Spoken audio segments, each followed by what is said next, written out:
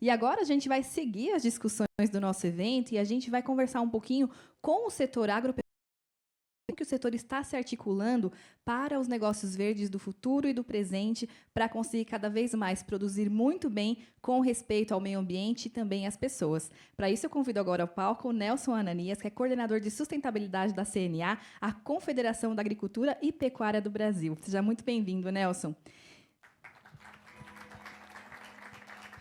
E enquanto o Nelson vai se direcionando aqui ao palco, eu quero lembrar vocês, mais uma vez, que estão assistindo a gente, vocês que estão aqui com a gente no INSPER, que vocês podem participar, mandem a sua pergunta, a sua dúvida durante as palestras para o nosso WhatsApp, o WhatsApp do Planeta Campo. É só apontar a para esse QR Code que está aparecendo aí na tela, ou salvando o nosso contato, que é o 11 94379 7041. A gente vai gostar demais de receber a sua participação.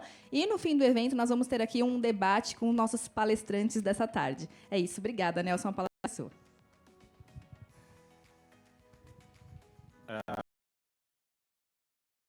Me sentir falar, né? Que me sinto honrado de estar aqui representando o produtor rural brasileiro, até porque também faço parte desse universo, eu sou um produtor rural brasileiro e que vivi toda essa revolução. É muito difícil passar aqui em 15 minutos uma evolução de 50 anos, uma história tão bonita, tão eficiente, de uma atividade econômica que se superou diversas vezes na história do Brasil, que foi convidada há mais ou menos 50 anos atrás a garantir a segurança alimentar de um país que crescia, que precisava crescer economicamente, precisava crescer em termos de população, precisava se interiorizar, e o agro comprou e venceu este desafio, garantiu a segurança alimentar não só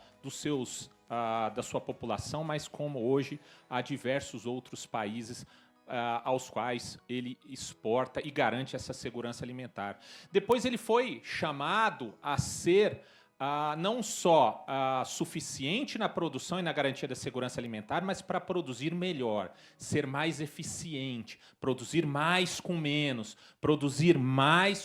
recursos naturais, produzir mais com os recursos que ele tinha, um solo, um cerrado, um solo com uma certa dificuldade de se empreender ali dentro, e nós mostramos que fomos melhores, mais eficientes. E agora nós estamos respondendo a um terceiro desafio, que é o desafio de produzir mais, produzir melhor e produzir com sustentabilidade. E a boa e a grande notícia de tudo isso é que nós já estamos fazendo isso, né?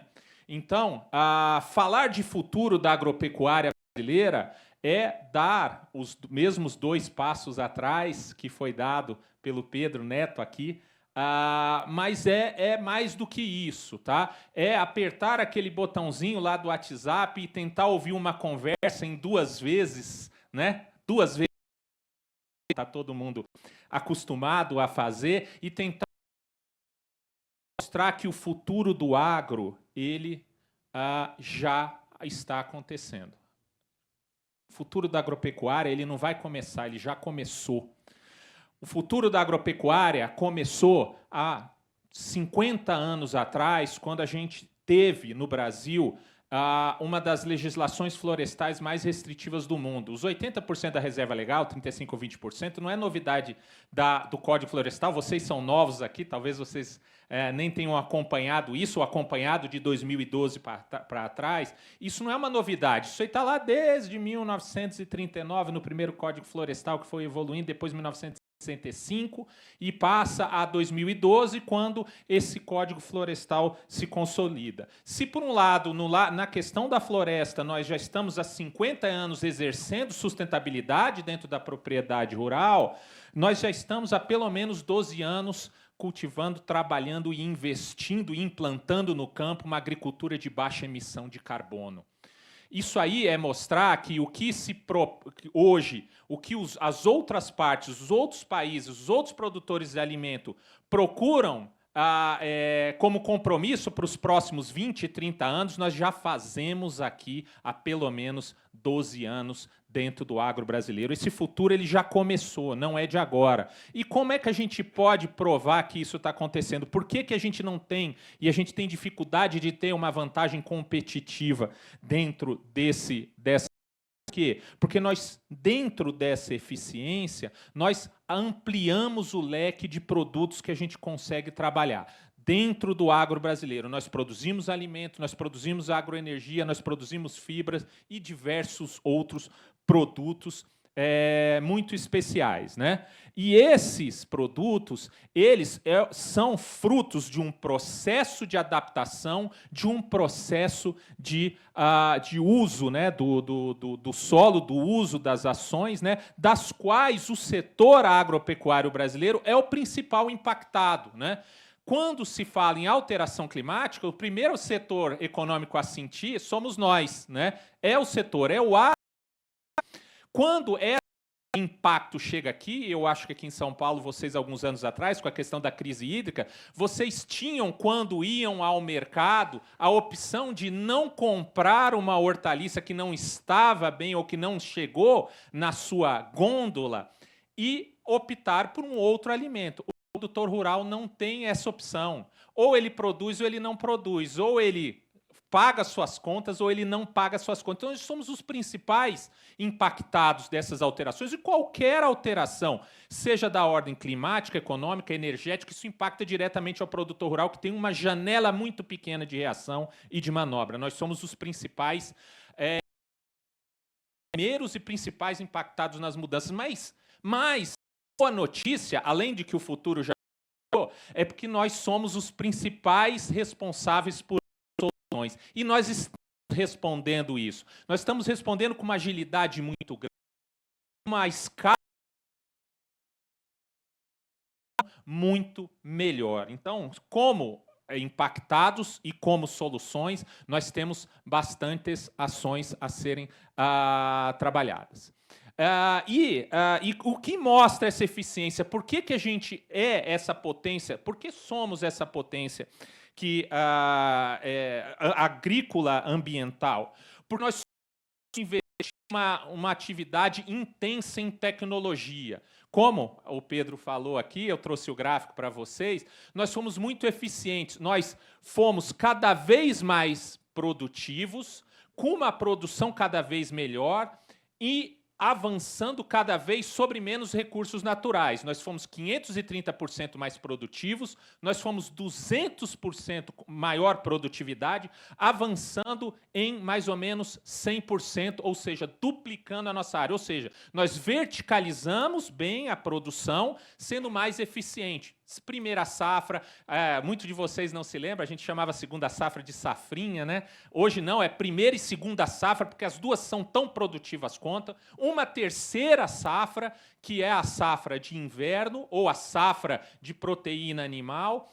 E estamos avançando por uma quarta safra, que é a quarta safra de sustentabilidade. É um crédito de carbono, é um serviço ambiental, é um outro valor agregado que a gente pode prover, não só para garantir o crescimento econômico dos outros setores produtivos econômicos que não têm a condição de responder a essa mitigação e essa adaptação, mas que o setor agro está pronto. Porque não vai fazer, ou vamos criar uma tecnologia dizendo que a gente vai fazer. Não, a gente já faz. Quando você faz plantio direto, quando você faz ILPF, quando você faz fixação biológica de nitrogênio ou qualquer outra tecnologia do ABC, você está fazendo mitigação. Você pode estar contribuindo para um mercado de carbono ou para um serviço ambiental ou qualquer outro. E isso mostra, só na agricultura, essa ação nos permitiu poupar 156 milhões de hectares. Ou seja, se a gente produzisse hoje, com a mesma tecnologia que a gente tinha 50 anos atrás, a gente teria que ter, para ter a mesma produção, avançado em 156 milhões de hectares só na agricultura. E na pecuária? Pecuária é a mesma coisa. A pecuária ela vem trabalhando, ela vem se intensificando, ela vem sendo investida em tecnologia que nos permitiu converter 50 milhões de hectares de pastagem em atividades mais produtivas, inclusive com a pastagem. Então, estamos sendo eficientes e verticalizando a produção. Só na questão da agricultura, só sendo mais eficiente no uso das pastagens degradadas? Não. A gente, da mesma forma, a gente economizou 156 milhões de hectares em agricultura, nós economizamos, para produzir o mesmo que a gente produzia 50 anos atrás, 253, 54 milhões de hectares em novas pastagens. Isso é eficiência, isso é o futuro que as partes prometem, que o agro promete, que outras partes prometem e que a gente já exerce há pelo menos 12 anos aqui no Brasil. Só nessa questão de produtividade, ela é importante no efeito de poupar terra, de ser mais eficiente nos recursos naturais. Mas a gente vai além, a gente se propõe, o setor agro hoje se propõe a ter ações que contribuem para as NDCs, que são os compromissos do Brasil no Acordo do Clima. Nas NDCs, grande parte do compromisso nacional, e a gente vai revisá-lo, e é importante saber quais são esses compromissos, porque a COP30, ela aí na COP30 será feita uma nova NDC, né, uma contribuição nacionalmente determinada, mas hoje o agro ele é o setor que tem a maior ambição na contribuição da NDC brasileira, claro, porque a gente tem uma matriz na qual o agro ela contribui em grande parte. Só de uso da terra, produzir e garantir a vegetação nativa, restaurar 18 milhões de hectares, zerar o desmatamento ilegal até 2020, compensar emissões de desmatamento legal e promover manejo florestal sustentável. Na questão da produção em si, plano ABC, restaurar 500 milhões de hectares de pastagem e 5 milhões de LPF, além de aumentar, na questão da bioenergia, 18% do biocombustível na matriz energética. Não há setor econômico que tenha uma contribuição tão representativa como o do Brasil. E o Brasil ele é um modelo de produção sustentável, né? A sustentabilidade do agro, ele é um jeito, e foi pensada e foi desenvolvida de um jeito próprio, um jeito que é uma ação que é focada em preservação, né, ambiental, código florestal, excedentes de vegetação e outros serviços ecossistêmicos. Ela é baseada na ciência, porque a gente produz mais eficientemente com os recursos naturais, com os mesmos recursos naturais ou com menos recursos naturais por unidade produzida. Ela é uma questão política que exige investimento, exigiu e vai exigir cada vez mais investimento, e é uma política que precisa ter reconhecimento internacional. É produzir e preservar, associar aquilo que se faz e se investe no Brasil para que a gente conquiste novos mercados e, principalmente, agregue o valor sustentabilidade aos nossos produtos. Os produtos brasileiros, do agro brasileiro, eles não são só bons, eles não só têm quantidade, eles têm qualidade e eles têm qualidade. Então, além de outras, né, que além daquelas que estão no campo, que agregam esse valor, né, ela tem outras ações, né, as questões de fixação biológica de nitrogênio, de avanço dessa tecnologia, plantio direto também, que já faz parte da grande maioria da agricultura brasileira. Nós fazemos logística reversa aqui, né, o Brasil tem mais de tem um maior programa no mundo de reciclagem de embalagens de agrotóxicos, né? Manejo integrado de práticas e bioinsumos que vai ser tocado aqui, né? Mas que é um grande desafio, um grande investimento para o agro brasileiro. E, além disso, nós precisamos que essa comprovação ela tenha uma integridade tal, porque nós temos essa pressão de ser o país que vai garantir a segurança alimentar do mundo. Por quê? Porque nós temos hoje o país com a maior disponibilidade de água e solos agricultáveis no mundo. Quer dizer que a gente precisa abrir tudo isso? Que a gente precisa utilizar isso? Não, a gente precisa utilizar esse potencial de forma estratégica e de forma tecnicamente aceitável, não só para produzir para nós. O meio ambiente não é só para nós, é para o Brasil, mas tem que ser um ativo para o mundo, né? Além disso, nós somos, né, o agro ele vem investindo em ser ESG. Perdão. Ambientalmente, a gente tem exemplos de programas que já estão sendo desenvolvidos no Brasil que trazem essa questão do ambiental, social e de governança. Ambientalmente, programa ABC e o próprio Código Florestal. Na questão do social, a questão da segurança alimentar e outros exemplos, né? Segurança alimentar, produção, alcance de pequenos produtores. Da governança. Essa questão da governança ela toca muito na questão da sucessão familiar, na questão de quem vai ficar e quem vai herdar e quem vai tocar esse sistema. O jovem que está lá na zona rural, ele tem os mesmos anseios, as vontades, os desejos, aquela ânsia de ter e conquistar aquilo que vocês conquistam aqui na cidade. Eles querem ter educação, eles querem ter acesso à saúde e eles querem continuar tocando o negócio que é da família dele e dos pais dele. E a gente tem uma dificuldade muito grande. Por quê? Por causa da imagem do setor agro brasileiro, por causa da dificuldade de acesso, da dificuldade e outras dificuldades que o campo traz no Brasil. Então, a governança hoje na esquema ESG, ela é a mais complicada e é a que a gente precisa investir mais. Então, para isso, né, eu trago aí, né, a questão dos investimentos. Se a gente investe de um lado em florestas, de outro a gente investiu, não vou me deter nesse slide. As tecnologias ABC que hoje o produtor rural investe e coloca dentro da sua propriedade rural. E, por fim, por que é difícil? É só vantagem o agro brasileiro? Em grande maneira e na maior maneira, sim. A gente faz isso. Tudo isso que eu mostrei para vocês são números. Não foi eu que inventei, não, nem a CNA. São números que dizem que o agro ele é sustentável e vem investindo em sustentabilidade. Mas por que é difícil passar essa imagem? Porque a gente tem restrição... ações em mercados internacionais, nacionais e internacionais, porque a gente ainda tem a questão e tem que lidar com a questão do desmatamento, né? O desmatamento ele precisa ser controlado. O desmatamento ilegal, prejudica o agro brasileiro, porque a gente está tendo uma dificuldade muito grande em implementar o Código Florestal, principalmente pela análise do cadastro ambiental.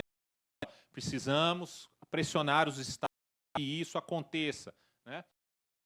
A gente precisa aparecer melhor, a gente precisa ter uma melhor transparência, a gente precisa melhorar nossos inventários, a gente precisa ser mais técnico naquilo que é realmente o resultado de uma produção menos emissora, né? E o que fazer para alterar esse cenário? Meu último slide é estabelecer trabalhos e ações de combate ao desmatamento ilegal, robustecer essas políticas de queimadas, combater queimadas, regular o PSA, se você tem a alternativa de não usar aquela área, pagamento por serviços ambientais ou qualquer outro instrumento.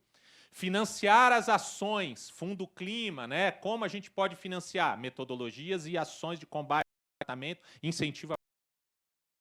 Nós precisamos agilizar, educar e melhorar esse inventário para que essa transparência ela não fique só dentro do setor, que ela melhore os lugares e as ações e os setores do agro que precisam ser melhorados e, por fim, que isso tenha uma integridade que alcance não só nosso consumidor brasileiro, mas todos os mercados e todos os países mundo afora. É isso. Muito obrigado. Eu fico à disposição para qualquer dúvida.